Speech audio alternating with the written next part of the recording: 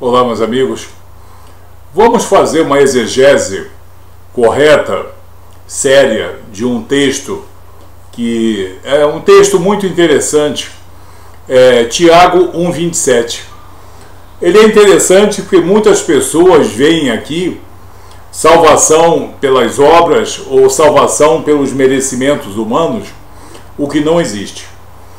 O texto ele tem 4 partes, A, B, C e D, ou vamos chamar de 1, 2, 3, 4, e vamos analisar os 4 segmentos dentro da contextualidade do versículo. Na Epístola de Tiago, capítulo 1, verso 27. Tiago, que é um judeu cristianizado, dirige-se a uma comunidade judaica, as 12 tribos que se encontram na dispersão, saudações.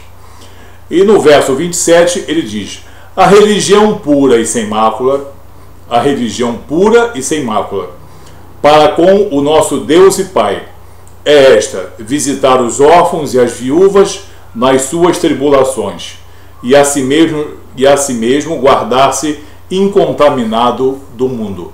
Incontaminado do mundo. A primeira coisa, o primeiro segmento, a parte a religião pura e sem mácula. Ele está falando de, digamos, cerimonial, de ritual, de culto. Ele está falando de quê? De religiosidade? Não. Ele está falando de relacionamento. Religião significa relacionamento. Significa um relacionamento com Deus. Então, a religião, ou seja, o relacionamento puro e sem mácula para com o nosso Deus e Pai. Qual é o homem que pode, em seu estado natural, manter um relacionamento puro e sem mácula perante Deus? Nenhum. Todos nós herdamos a nossa natureza pecaminosa. Podemos dizer que nós herdamos de Adão. Mas todos nós, homens, ao nascermos, temos uma natureza pecaminosa. Então nós, homens, em estado natural, não podemos ter uma religião pura e sem mácula para com o nosso Deus e Pai.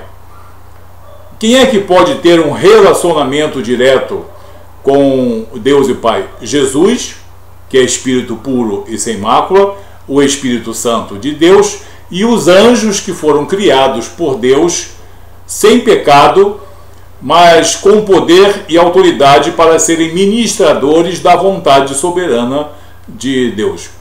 Então, esses 3 podem ter um relacionamento direto com Deus, porque são puros e sem máculas, mas os homens naturais não podem fazê-lo. Eles necessitam da intervenção soberana de Jesus. Então já não tem nada aqui ligado com salvação pelas obras, porque já na parte A, ou a primeira parte, existe aqui, numa análise séria e mais profunda, a necessidade de um mediador, de alguém que nos justifique e perdoe os nossos pecados, para que nós possamos nos apresentarmos puros e sem mácula para com o nosso Deus e Pai. Portanto, segundo os critérios celestiais e não segundo o visual apreciado pelos homens e pelas mulheres. Porque as nossas práticas religiosas são vistas e apreciadas por homens e mulheres. Mas aqui Tiago está falando no campo espiritual. Quer dizer, perante Deus Pai, Deus e Pai. Então, segundo os critérios de Deus. Aí nós vemos então que a primeira parte e a segunda parte se conciliam, se coadunam, porque é desejo de nosso Deus e Pai que a nossa reconciliação com Ele, o nosso relacionamento com Ele, seja feito por intermédio de um mediador poderoso, soberano e autorizado, que são Jesus e o Espírito Santo de Deus. Então, na parte A e na parte B, no primeiro e segundo segmento, nós vemos aqui que o homem natural não pode ter uma religião pura e sem mácula para com o nosso Deus, se ele não for justificado, aprimorado, legitimado, perdoado em seus pecados e assim estar pronto para ter um verdadeiro relacionamento, uma religião com Deus Pai. O terceiro ponto é visitar os órfãos e as viúvas nas suas tribulações. Sim, é um aspecto da vida cristã. Tiago não está falando aqui de que a verdadeira religião é visitar os órfãos e as viúvas nas suas tribulações, mas que visitar os órfãos e as viúvas nas suas tribulações é um componente da verdadeira religião. É um componente da verdadeira religião, não é um elemento isolado. Então, a prática do amor e da misericórdia para com os órfãos e as viúvas, hoje e principalmente nessa época em que eles ficavam completamente desamparados, é uma manifestação daquele que é transformado pelo poder de nosso Senhor Jesus Cristo. Então, ele aqui está enaltecendo, não colocando em primeiro lugar os órfãos e as viúvas, mas assistência a ambos como sendo uma manifestação de uma verdadeira religião. Aqui ele já entra nas beneficências, nas boas obras, quando são praticadas por um homem regenerado para a glorificação do Filho de Deus e por amor verdadeiro, não como investimento ou mérito pessoal, mas como fator de glorificação de nosso Senhor Jesus Cristo. Então, o terceiro item, a parte C, fala de benevolência, beneficência, boas obras. E a si mesmo guardar-se incontaminado do mundo. Muita gente se acha incontaminada do mundo e batem no peito. Eu não tenho contaminação, eu não tenho nenhuma doença crônica, eu não minto, eu não mato, eu não adultero, eu não roubo, eu não aceito corrupção, eu não aceito propina. Então, mesmo sem Jesus, mesmo sem o Evangelho, eu sou incorrupto. Espera aí, mas você é, digamos, incorrupto, como muitos agnósticos e muitos ateus são, no campo social, na esfera humanista.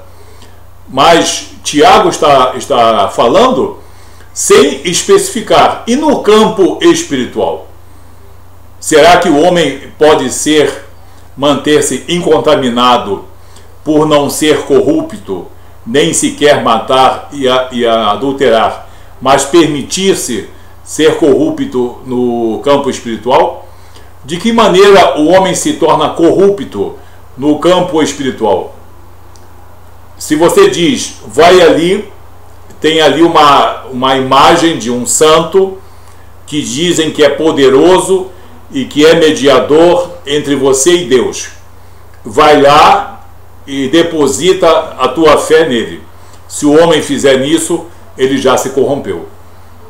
Mesmo que ele tenha dado toda a assistência amorosa aos órfãos e às viúvas e não aceite propina e nem aceite corrupção, ele já está corrompido no campo espiritual, porque só existe um mediador com poder, legitimidade e autoridade para nos mediar entre nós, homens, e Deus Pai, e que é Jesus Cristo. Em segundo lugar, aonde vamos passar a nossa eternidade? Aí todo mundo diz, nas regiões celestiais. Aí você pergunta, pelos merecimentos de Cristo ou pelos seus merecimentos? Se ele disser que é pelos seus merecimentos, ele já está novamente se corrompendo no campo espiritual. Porque aqui diz a religião pura e sem mácula para com o nosso Deus e Pai, quer dizer, perante Deus e Pai. Se perante Deus e Pai você diz que vai passar a sua eternidade nas regiões celestiais pelos merecimentos de um homem ou pelos ensinamentos de um outro mestre, você já está corrompido perante Deus. Então é necessário que as Escrituras e a intervenção de Jesus e do Espírito Santo deixem você incorruptos perante Deus. E se você perguntar a esse homem qual dos caminhos você escolheria para chegar a Deus, o caminho A, o caminho B ou o caminho C, se ele escolher tanto faz ou qualquer um deles me leva a Deus, ele já está se corrompendo no campo espiritual.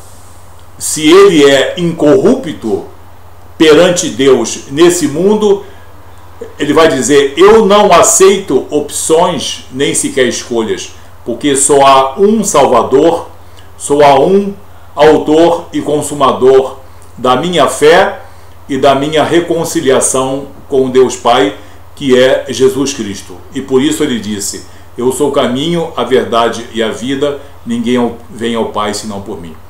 Você vê então que nos 4 textos, no texto, nas 4 partes, nos 4 fragmentos que nós vimos, dos 4 fragmentos, um fala na assistência aos órfãos e nas viúvas como componente de um perfil cristão, de um homem que é salvo, que é reconciliado e que é regenerado.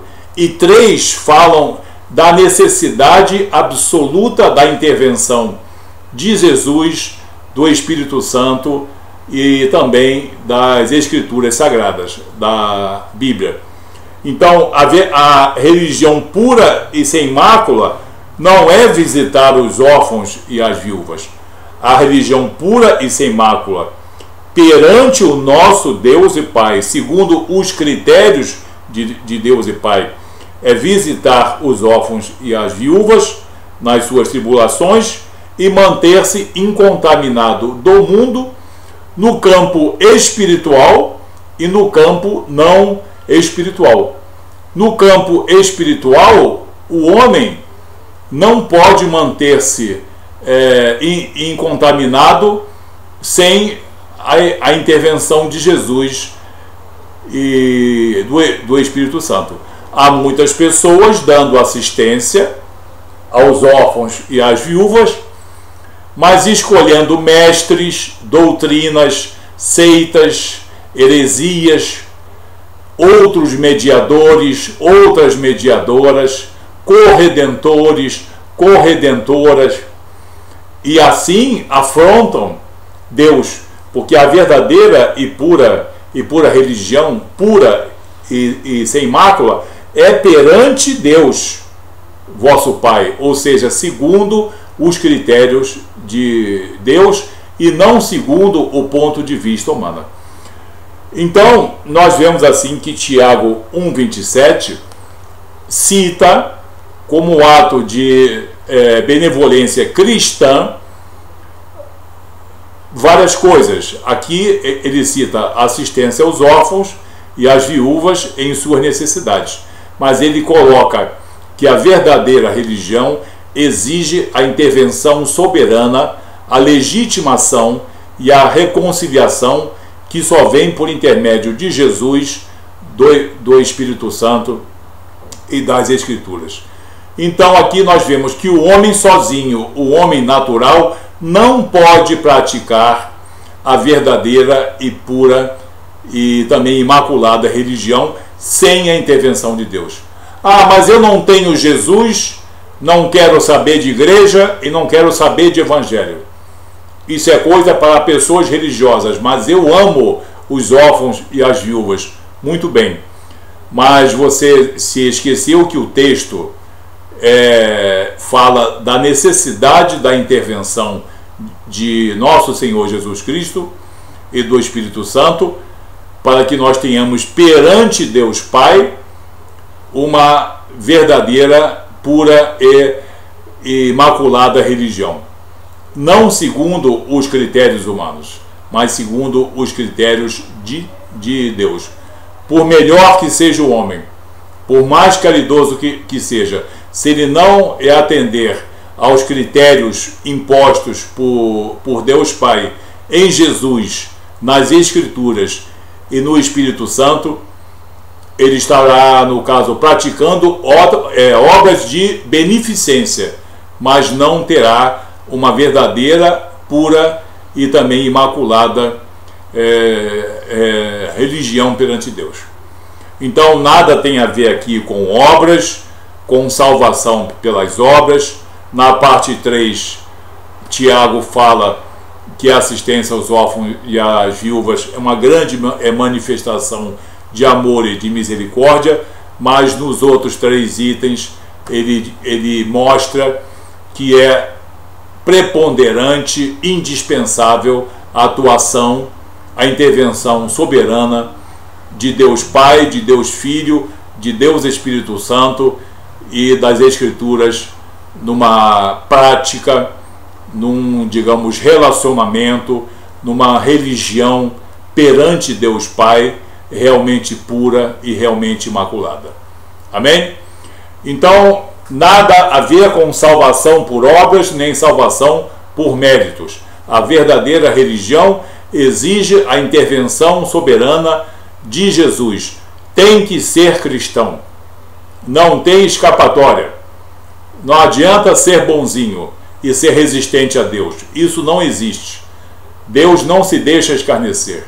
É preciso aceitar a oferta de Deus, que é a reconciliação com Ele, que se faz única e exclusivamente por intermédio de nosso Senhor Jesus Cristo, Senhor e soberano, autor e consumador de nossa fé. Amém? Espero que tenha ficado claro. Se não ficou claro, você faz o seu comentário, que nós vamos tentar responder. Que Deus te dê um dia bom. Até o próximo vídeo, em nome de Jesus.